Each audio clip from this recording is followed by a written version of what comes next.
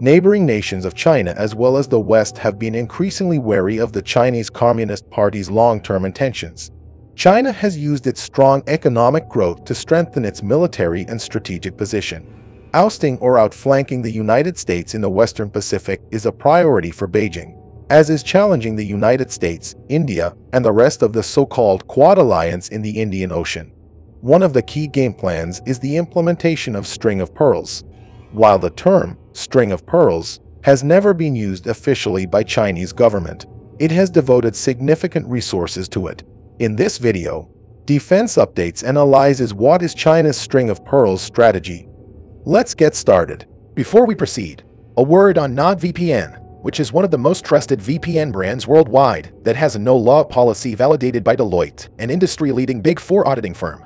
NordVPN provides a 256-bit encrypted tunnel that protects your privacy by preventing external entry to your internet traffic, as well as enabling you to access content that is blocked based on geolocation. Its threat protection system helps shield against malware and cyber threat.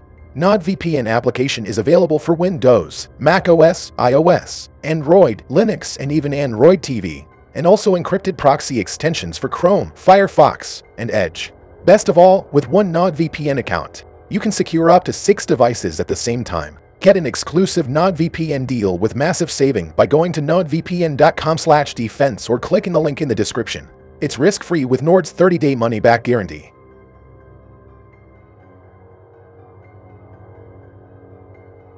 The String of Pearls refers to the network of Chinese military and commercial facilities and relationships along its sea lines of communication, which extend from the Chinese mainland to Port Sudan in the Horn of Africa. The sea lines run through several major maritime choke points such as the Strait of Mandeb, the Strait of Malacca, the Strait of Hormuz, and the Lombok Strait, as well as other strategic maritime centers in Somalia and the littoral South Asian countries of Pakistan, Sri Lanka, Bangladesh, and the Maldives. The ultimate aim of the strategy is to encircle the Indian subcontinent with the help of military alliances and bases in certain countries, after bringing them on board by providing economic aid and shaping public opinion through underhand tactics. We will now look at the 7 key so-called pearls of the strategy.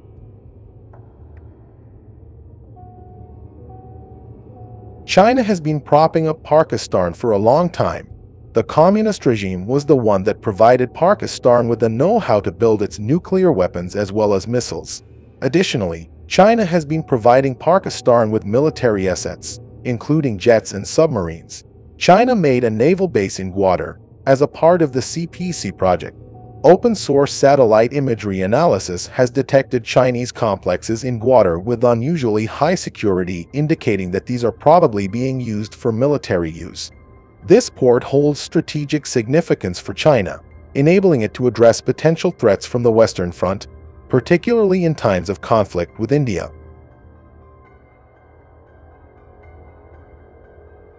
Hambantota International Port, financed and built by China, is a deep-water port in Hambantota, Sri Lanka. Opened in 2010, it is Sri Lanka's second-largest port, after Colombo. In 2020, the port handled 1.8 million tons of cargo. The Chinese government financed Phase 1 with a 15-year commercial loan from Exim Bank of China, which lent us $306.7 million, 85% of the estimated total cost, while the Sri Lanka Ports Authority bore the rest. The second phase of construction began in 2012 after the Exim Bank of China loaned another $757 million with an interest rate of 2%. The loan agreement allowed China Hobby Engineering and China Merchants Port to jointly operate the terminal and take a 65% stake in the port for 35 years.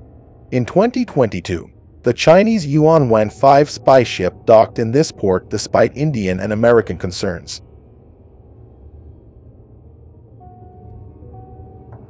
China made its presence in Bangladesh as well, by setting up its naval base at Chittagong port. Bangladesh has also announced the purchase of 2 submarines from China. According to Beijing, Chinese investment in Bangladesh has grown from $241 million to $1.4 billion over the last 7 years. Beijing reports a substantial increase in Chinese investment in Bangladesh, surging from $241 million to $1.4 billion over the past 7 years. a presence of over 670 Chinese companies across various sectors in Bangladesh, ranging from sewage treatment plants to bridges and highways, reflects the widespread impact of Chinese financial influence throughout the country.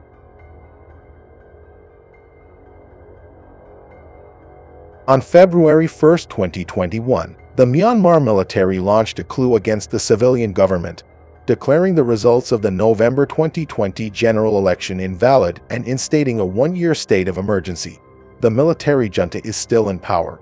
China has been supporting Myanmar's military junta rule to deepen its influence in the country. China has invested over $113 million in Myanmar since the coup and has provided diplomatic support, loans, investments, and trade to keep the economy afloat. The Chinese presence in Myanmar is rooted in various sectors.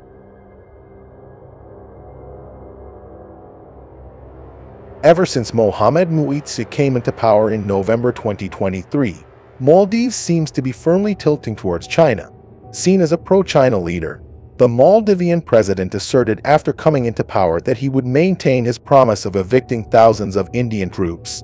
Interestingly, there aren't thousands of Indian troops in the Maldives. The number is just around 80, and are providing humanitarian and medical evacuation services to the people of the country for the last few years using 2 helicopters and a Dornier aircraft. Amid this diplomatic row with India, Maldives signed a defense cooperation agreement with Beijing that will provide free military assistance to foster stronger bilateral ties. Strategists have also identified the Morao Atoll in the Maldives as a potential Chinese military base of operations.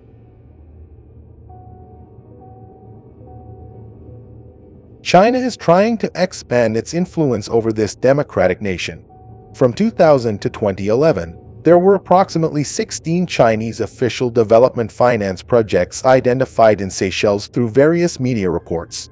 These projects range from a concessional loan of 300 million RMB in 2007 to a 321 million debt rescheduling in 2011, and a development aid grant worth $8 million in 2011.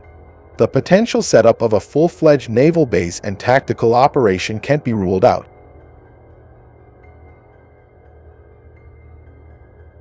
China has established its first overseas naval base in Djibouti, a project initiated in February 2016. Positioned at the right hand of India in the Arabian Sea, Djibouti holds strategic importance as it is situated in the Horn of Africa at the entrance to the Red Sea, along the route to the Suez Canal. In exchange for the Djibouti base, China pays an annual rent of $20 million. Chinese banks play a significant role in financing at least 14 projects in Djibouti, amounting to a total value of $14.4 billion. Notably, on July 12, 2017, first Chinese troops set sail for Djibouti to set up the base for operations.